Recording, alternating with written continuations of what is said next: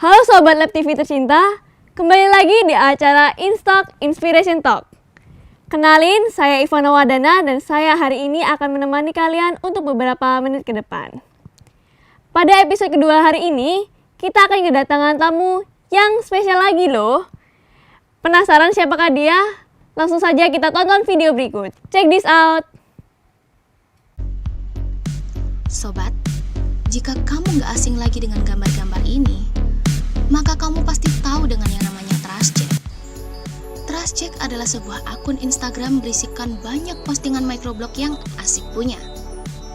Microblog di TrustCheck lahir dari ide kreatif seorang Johan Alvin Kosuma atau yang kerap disapa Jack. Selain aktif dengan microblognya, Jack juga adalah seorang profesional kreatif branding. Profesi yang lagi happening dan gak main-main nih sobat. Nah, ingin tahu kisah seru Jack sebagai creative branding consultant dan juga founder TrustCheck? Saksikan hanya di InStock Inspiration Talk. Hai Kak Jack. Hai Ivana, apa kabar? Baik, kalau Kak Jack sendiri gimana? Baik, tetap semangat. Senang sekali ada di sini. Seperti yang kalian tahu bahwa Kak Jack adalah pemilik akun TrustCheck yang memiliki konten microblog. Ya, that's me. Tidak sampai di situ, Kak Jack juga bergelut dalam dunia kreatif branding. Saya akan persilakan Kak Jack untuk perkenalkan diri Kak Jack secara pribadi. Oke, namaku Jack. Jack itu sebenarnya adalah inisial teman-teman. Lengkapnya Johan Alvin Kosuma, disingkat JAK, Jack. Jadi lebih mudah mengingat Jack, dan akhirnya aku pakai juga untuk bekerja di sosial media. Aku punya Instagram, akunnya TrustCheck. Dan aku seorang branding consultant sekaligus co-founder dari branding agency bernama JCK Enterprise. Dan sekarang ini kita sudah jalan 6 tahun dalam dunia kreatif industry dan kita sangat excited untuk memasuki era Society 5.0. Wah, sepertinya menarik sekali ya sobat. Kemudian kenapa Kak Jack bisa terjun di dalam dunia kreatif branding? Awal mulanya itu seperti apa sih Kak? Jadi memang dari dulu suka hal-hal yang berbau kreatif ya. Dari SMA dulu itu memang suka bikin kayak drama-drama ya, nulis naskah, lalu sempat ikut lomba juga, drama kompetisi kayak gitu ya di SMA, dan akhirnya berlanjut masuk ke ilmu komunikasi UK Petra. Saya juga alumni angkatan 2003, dan di sana aku belajar lebih lanjut untuk bagaimana menyusun konsep, bagaimana tanda kutip mengambil beberapa poin dari berbagai macam sumber dijadikan sebuah konsep yang baru. Nah, di ilmu komunikasi itu aku belajar itu. Dan kebetulan aku juga ambil penjurusan sama kayak Ivana di broadcast media ya, broadcast TV. Dan dari sana berkeinginan untuk pingin banget jadi orang yang bekerja di dunia industri kreatif. Setelah lulus, akhirnya dengan berbagai macam perjalanan, sempat kerja di advertising, kerja di bank, pokoknya macam-macam, mengumpulkan pengalaman dalam bekerja. Akhirnya saya memutuskan untuk bekerja sendiri dan membangun sebuah usaha kreatif, yaitu desain studio pada awalnya. Dan kemudian 2014 saya bersama partner bernama Selo, kita berdua membangun JCK Enterprise. Dan puji Tuhan sampai sekarang JCK Enterprise semakin berkembang dan berkarya di dalam masyarakat Surabaya, dan kedepannya kita ingin ke skala nasional juga. Itu sih, jadi diawali dari kesukaan akan dunia kreatif. Ini sangat penting banget. Kalau kita suka dengan bidang kita, maka kita akan mengerjakan dengan serius. Membahas tentang kerjasama dengan teman kakak, kalau tidak salah, kakak dan teman kakak membuat sebuah buku ya? Ya, pas banget kamu tanya ini, bukunya lagi ada di depanku ini. Jadi buku Hero Strategy yang kita bikin adalah sebuah kurasi dari 6 tahun pengalaman kita di creative industry, di dunia branding. Kita menemukan sebuah formulasi bernama Hero Strategy, yaitu strategi branding yang akan bisa dipakai di era Society 5.0. Nah, bulan ini, November ini, buku itu akan ready untuk publik. Nah, ini sedang ada di tahap percetakan. Harusnya bulan ini juga kita udah rilis, dan semoga bisa bermanfaat buat orang-orang yang bekerja di bidang kreatif ya, terutama di bidang kreatif branding. Gitu. Oke, aku tunggu ya bukunya, Kak. Sip. Oh ya, aku sering sekali nih lihat postingan Instagram Kakak. Biasanya Kakak dapat inspirasi itu dari mana sih, Kak? Kok lucu-lucu? Ya, microblog ya. Jadi sebenarnya inspirasinya itu bisa dari mana aja, tetapi harusnya ketika ingin bikin konten microblog itu sudah dari tahun lalu, Ivana. Hanya memang karena kesibukan bekerja, sekarang juga lagi ngambil kuliah S2 juga untuk mendalami emotional branding ya. Jadi kayak nggak ada waktu gitu loh untuk bikin microblog. Tapi idenya udah banyak. Nah akhirnya ya udah ide itu disimpan. Nah ketika pandemi beberapa bulan yang lalu, pertama kali pandemi itu kayak jadi sebuah momok buat kita semua. Sempet kayak nganggur kan, maksudnya kayak aduh mau bikin apa juga nggak bisa. Akhirnya ya udah merealisasikan microblog sejak April dan sampai sekarang jalan terus. Idenya tuh bisa dari berbagai macam, tapi terutama kalau orang lihat ciri khasnya account TrustJack itu microblogku itu biasanya pakai pop culture atau analogi pop culture seperti itu. Oh gitu ya, Kak. Berarti pop culture itu apa sih, Kak? Pop culture itu adalah terjemahannya budaya populer pastinya ya. Budaya populer ini menarik mestinya untuk kita ulas, Ivana, karena zaman sekarang ketika media teknologi informasi itu sangat berkembang, tentunya entertainment ya, media hiburan ya, film, konten, digital konten, sosial media, video dan lain sebagainya, desain apapun itu ya, itu jadi sebuah komoditas buat para digital user. Nah, karena konten-konten itu sangat menguasai kehidupan mereka, akhirnya segala sesuatu yang terkait dengan pop culture atau media hiburan itu akan membuat mereka itu familiar. Jadi sangat mudah bagi kita untuk grab attention dari audience ketika kita memasukkan hal-hal yang bagi mereka itu udah familiar.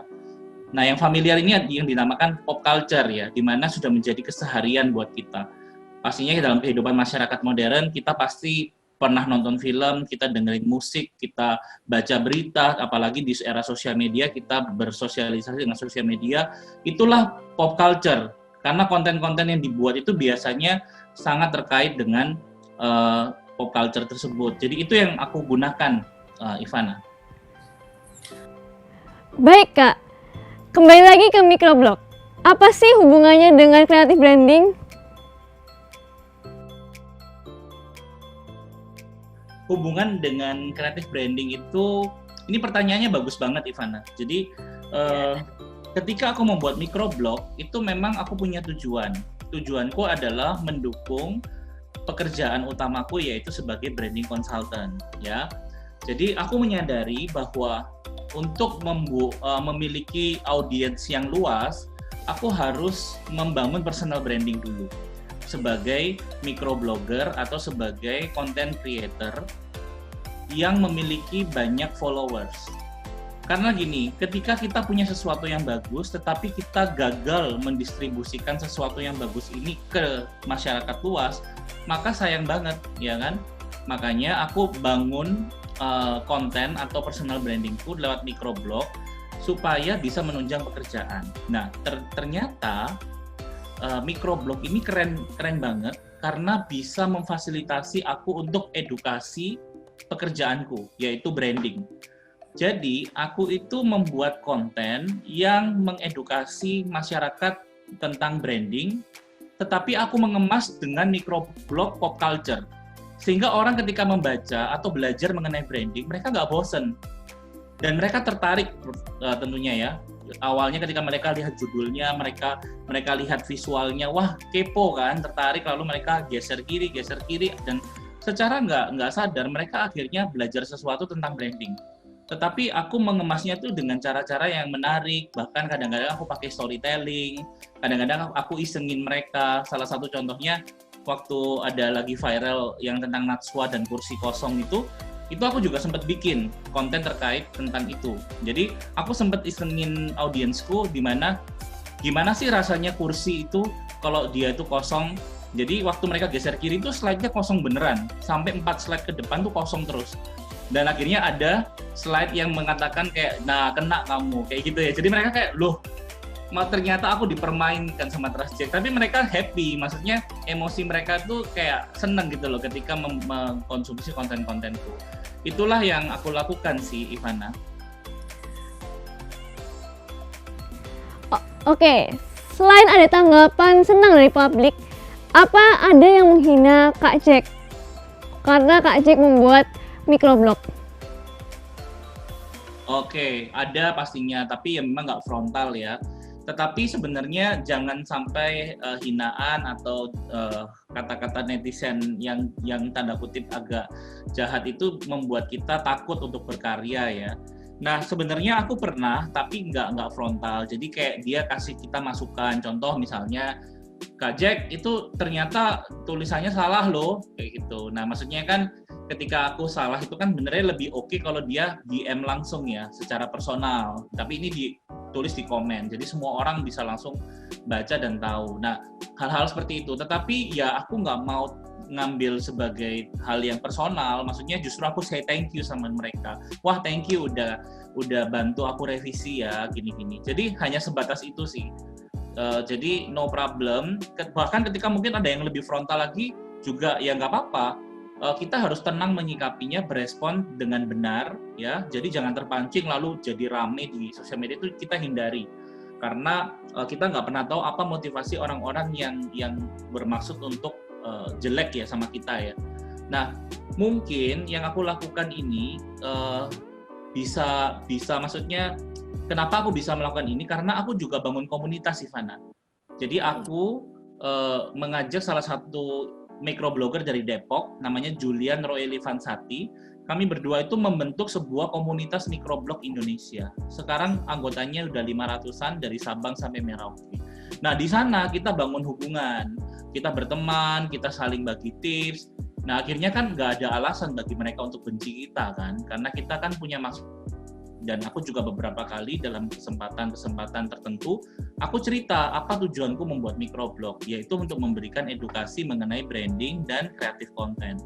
Jadi ketika kita punya purpose yang baik, purpose-nya kita nggak egois, pastinya publik akan lebih menerima gitu. Oh ya, kakak tadi membahas tentang komunitas milik kakak ya. Bagaimana cara masuk komunitas tersebut? Kan banyak nih dari penonton yang pastinya ingin masuk ke komunitas milik kakak nih. Iya, gampang. Jadi komunitasnya itu bernama IMBC, Indonesia Microblogger Community, IMBC. Instagramnya imbc.id. Nah, kita buat kita ini membuat beberapa gelombang untuk pendaftaran. Jadi terakhir itu gelombang kelima. Nah, sekarang ini sedang ditutup, tetapi nanti di awal Desember kita akan buka pendaftaran gelombang ke-6. Nah, nanti tinggal stay tune aja di account-nya imbc.id.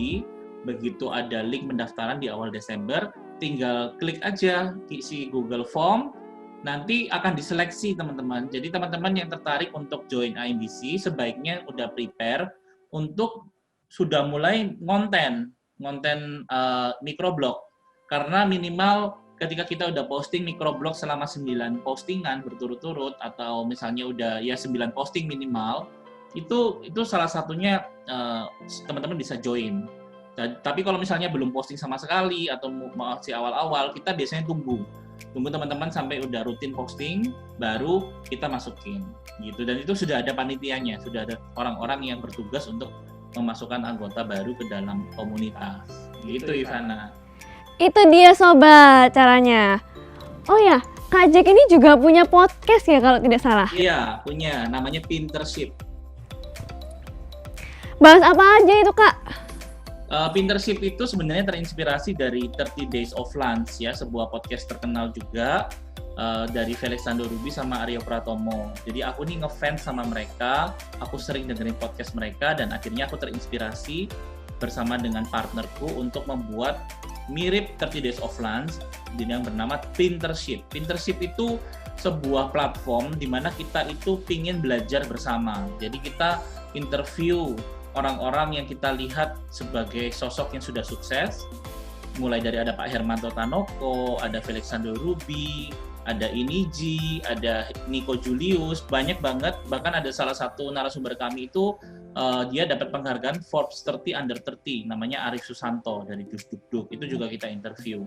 Nah, setiap kali kita interview, kita tuh selalu mengambil pembelajaran-pembelajaran yang bisa kita pakai dalam dunia kerja. Itu tujuan kita, harapan kita juga audiens atau pendengar juga bisa belajar bareng sama-sama dengan kita di Pintership itu.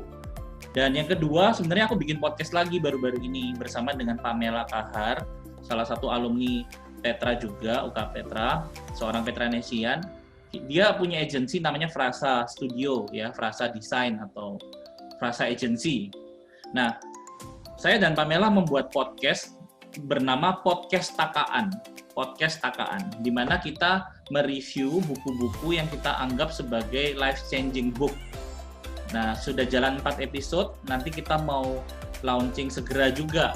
Jadi itu yang kita lakukan, 2 podcast dan konten microblog. Nah, tadi kan kakak juga sudah memperkenalkan diri sebagai alumni Vkom UK Petra. Menurut kakak, ilmu komunikasi itu berguna atau tidak ilmunya? Sangat berguna, bahkan sekarang ini adalah masa keemasan dari ilmu komunikasi. Kenapa? Karena yaitu tadi, teknologi informasi itu sangat berkembang. Dan tahu nggak sih, kerennya ilmu komunikasi itu adalah kita bisa kerja di bidang apapun. Beda ya, kalau misalnya kita ngambil kedokteran, pastinya kita cuma bisa kerja sebagai dokter di rumah sakit, ya kan? Kalau kita ngambil hukum juga sama, kita kerjanya di bidang hukum. Sama juga kalau kita mengambil bidang sipil atau misalnya akuntansi, pekerjaan-pekerjaan yang punya spesialisasinya masing-masing. Nah, kita ilmu komunikasi juga punya spesialisasi ya, apalagi misalnya strategic communication ya, public relation atau jurnalis pasti punya spesialisasinya. Tetapi kita ini bisa beradaptasi dengan berbagai macam kondisi. Katakanlah kita tiba-tiba jadi kerja di bidang hukum, itu kita bisa loh bikin konten terkait hukum. Kita misalnya kerja di bidang apapun, itu kita bisa beradaptasi. Makanya ilmu komunikasi ini sangat-sangat berguna dan sangat-sangat menarik di zaman sekarang. Setuju sekali, Kak. Berarti mereka yang mengatakan kalau ilmu komunikasi tidak berguna, itu salah ya, Kak? Iya, pastinya kalau sampai kata-katanya exactly seperti Ivana bilang ya, ilmu komunikasi tidak berguna, ya pasti salah lah. Maksudnya itu kan kalimatnya tuh sudah merendahkan ya. Sebenarnya bukan hanya ilmu komunikasi, ilmu apapun kalau dibilang tidak berguna itu pasti salah karena dia merendahkan sebuah kompetensi dari orang lain gitu loh. Jadi kalau dari caranya dia mengatakan pasti salah. Tapi kalau secara kontekstual ya seperti yang aku katakan, ilmu komunikasi justru saat ini sedang jadi sebuah fenomena yang baik buat kita semua untuk memaksimalkannya. Sekarang kita akan masuk ke sesi ice breaking nih.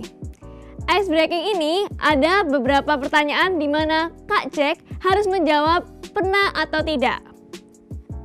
Oke. I'm ready. Yang pertama, pernah tidak Kakak harus mengulang mata kuliah? Pernah. Wah, mata kuliah apa itu, Kak? Oh, mata kuliah yang di ilmu komunikasi dulu pernah mengulang dasar-dasar logika. Wah, kesusahan ya, Kak? Enggak, dulu aku bandel dulu waktu semester awal. Jadi jadi ya nggak patut ditiru ya. Jadi pasti sering sering bolos apa. Jadi makanya layak kalau aku harus mengulang gitu. Oke. Pernah nggak, Kak, izin ke toilet tapi ke kantin? Nggak pernah. Oh, berarti Kakak ini jarang bohong ya? Loh, pasti harus jujur dong, sesuai firman Tuhan. Siap, Kakak. Pernah atau tidak, Kak, titip absen? Nggak pernah. Kenapa, Kak?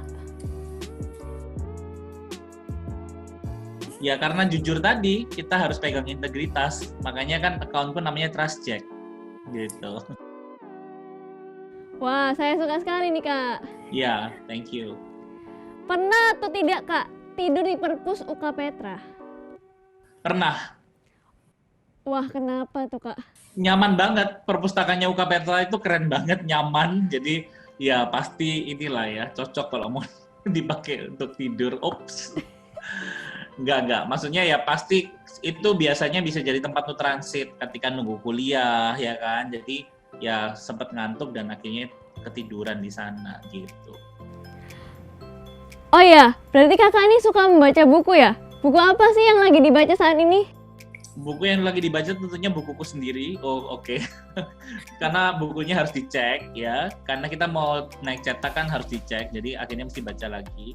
Tetapi kalau buku lain, Felt It dari Eric Castles. Itu dari dalam atau dari luar negeri, Kak?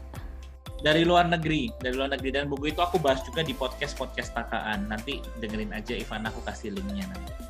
Kalau yang dari dalam negeri ada tidak, Kak? Ada, dalam negeri aku suka buku-bukunya Yoris Sebastian mengenai kreatif jangkis, lalu ada Wahyu Aditya itu nulis kreatif sampai mati, itu buku yang aku baca. Oke, kita lanjut ke pertanyaan selanjutnya. Pernah atau tidak dimarahi dosen? Pernah dong. Wah, kenapa itu, Kak? Lupa pastinya kalau zaman 2000, kan aku lulusan angkatan 2003, sorry, jadi agak kesulitan ingat. Tapi kalau mungkin pernah dimarahin karena telat, bisa jadi karena telat masuk. Yang kedua, ketika tidak mengumpulkan tugas atau terlambat mengumpulkan tugas gitu. Oh iya, tadi kan kakak bilang kalau kakak tuh angkatan 2003. Berarti adik kelasnya Bu Mega ya? Betul sekali. 100 untuk Ivana. Selama kuliah saling kenal tidak, Kak? Kenal dong, karena kan sempat ketemu di kepanitiaan kalau nggak salah ya. Dan juga Bu Mega itu sangat aktif kalau nggak salah di organisasi. Jadi pasti, kalaupun nggak kenal deket, tapi pasti pernah dengar atau pernah bersinggungan di masa kuliah dulu gitu. Kepanitiaan apa itu, Kak? Waduh, lupa banget. Jadi dulu pertama kali waktu semester awal itu aku sempat ikut panitia namanya NTC, National Talent Contest. Wah, hebat, masih ingat nih. Itu adalah satu-satunya kepanitiaan yang aku ikuti. Setelah itu aku lebih banyak fokus di UKM Artografi dan ya waktu itu lebih senang berteman sih. Pasti berteman secara casual daripada ikut organisasi. Jadi seingatku aku cuma ikut sekali kepanitiaan namanya NTC itu. Wah, akhirnya sesi ice breaking selesai juga nih. Yay! Hopefully I can deliver well ya di dalam ice breaking tadi. Kak, mau tanya dong. Monggo. Selama pandemi kan kita di rumah saja. Terus bagaimana pekerjaan kakak? Ketika di rumah aja, ya itu akhirnya memutuskan untuk bikin microblog dan juga bikin podcast. Jadi 2 karya podcast dan 1 microblog, 1 akun microblog itu justru tercipta ketika masa pandemi. Gitu. Kalau sekarang sebenarnya pekerjaannya udah balik normal sih, jadi udah meeting dengan protokol kesehatan tentunya. Tapi memang mostly di rumah. Memangnya apa sih, Kak, bedanya sebelum pandemi sampai sekarang kita sudah new normal itu apa sih bedanya? Ya, jadi pastinya berbeda ya. Ketika dulu sebelum pandemi itu kayaknya jadwalku tuh kayak seperti kereta api, nggak berhenti gitu loh. Ada aja. Bahkan sempat 2 minggu ke depan itu aku udah full jadwalnya. Ada meeting, ada ngisi workshop, dan lain sebagainya. Jadi kayak hidup itu malah jadi capek gitu kan. Nah, justru ketika pandemi itu sepi kan, akhirnya lebih banyak di rumah itu banyak merenung, banyak mengevaluasi diri sendiri. Jadi akhirnya juga sempat bersyukur banget bisa bikin microblog dan akhirnya bisa diterima sama masyarakat, bisa bikin podcast juga. Dan cara pandang mengenai bekerja, berkarya itu berbeda ketika sudah banyak merenung. Jadi di era new normal ini visi bekerja itu lebih jelas karena udah pernah mengalami masa-masa yang krisis ya. Jadi kayak banyak sekali belajar dari kesalahan-kesalahan yang sudah dilakukan di masa lalu. Nah, hari ini aku ya melihat diriku sebagai better person sih, better professional juga gitu. Jadi itu Ivana jawabannya. Kalau masa perbedaannya pastinya jadi orang yang lebih baik di detik ini dibandingkan beberapa waktu yang lalu. Setiap orang pastinya memiliki kelebihan dan kekurangan. Bagaimana kakak menutupi kekurangan kakak? Oke, mungkin aku akan koreksi sedikit mengenai pertanyaannya. Jadi sebenarnya bukan menutupi, tetapi kelemahan itu harus diterima justru, harus di-embrace ya. Kalau aku prinsipnya justru kita akan tampil lebih apa adanya ketika kita nggak takut kelemahan kita terekspos oleh orang lain. Karena kita nggak dituntut untuk jadi sempurna setiap saat ya. Maksudnya setiap orang itu pasti punya kelebihan dan kekurangan. Jadi bagiku, aku bukan menutupi kelemahan, tetapi aku meminimalkan ya, atau misalnya aku berusaha untuk tidak terlalu fokus sama kelemahan, tetapi justru aku fokus sama kelebihanku, sehingga orang-orang akan lebih fokus sama kelebihan dibandingkan kelemahan. Kalaupun mereka tahu kelemahanku, mereka masih bisa terima dan toleransi karena ya I'm a human also. Jadi seperti itu sih. Jadi bukan menutupi, tapi justru meningkatkan kelebihan untuk memfokuskan kepada peningkatannya, dan otomatis kelemahan kita juga akan ini ya berkurang. Maksudnya tertutup dengan kelebihannya gitu loh, gitu sih. Kak Jack, boleh kasih tahu nggak kelemahan kakak yang menjadi kelebihan kakak? Wah, ini pertanyaan sulit. Saya pikir kelemahan aja. Kalau kelemahan aja gampang ya. Tapi kalau kelemahannya jadi kelebihan, mungkin aku ini orangnya terlalu spontan ya. Jadi karena orang kreatif, jadi sukanya tuh spontan-spontan. Kadang-kadang tuh ide tuh muncul tuh tiba-tiba dan ingin merealisasikan segera. Nah, kadang-kadang yang kasihan tuh orang-orang terdekat, ya, istri, lalu staff-staff, tim JCK, itu biasanya mereka tuh kayak, aduh Pak Jack ini mau bikin apa lagi nih, kayak gitu kan, dan akhirnya waktunya kok rasanya mepet-mepet, tetapi aku belajar kalau nggak dijalanin ya nggak terjadi gitu loh. Jadi ya itu mungkin kelemahan sekaligus kelebihan ya, hal-hal yang spontan, yang seolah-olah tidak well prepared, tetapi hal-hal spontan ini justru kadang-kadang jadi game changer dalam perjalanan pekerjaanku gitu. Oke, akhirnya kita sudah di penghujung acara. Kira-kira Kak Jack memiliki pesan-pesan apa nih buat para penonton? Ya, senang banget bisa sharing bersama dengan Ivana di acara ini. Jadi buat teman-teman yang nonton, pesanku adalah jangan takut gagal, jangan takut kelemahannya terekspos. Ya, tadi Ivana bahkan dari pertanyaannya membuat aku belajar, iya ya ternyata kelemahan itu bisa jadi kelebihan juga, ya kan? Nah, jadi kalau kita takut menutup-nutupi bahkan menyembunyikan kelemahan kita malah nggak sehat mentalnya. Kita malah kayak hidup itu. Jadi kembangkan aja kreativitasmu, kembangkan kelebihanmu, jangan takut gagal, make it happen. Semua ide-ide kreatif yang kamu punya, kamu nggak akan tahu itu bisa jadi berhasil atau enggak kalau kamu nggak make it happen. Jadi make it happen, jangan takut gagal, dan terus berharap sama Tuhan menyertai kita dan karya-karya kita. Oke, terima kasih Kak Jack atas tips-tipsnya dan waktunya. Dadah! Bye! Wah, perbincangan yang sangat seru sekali ya tadi. Sayangnya kita sudah ada di penghujung acara. Dan ingat bahwa kelemahan kita dapat menjadi kelebihan kita. Jangan bosan-bosan untuk selalu menonton acara yang menginspirasi ini. Hanya di Instalk Inspiration Talk.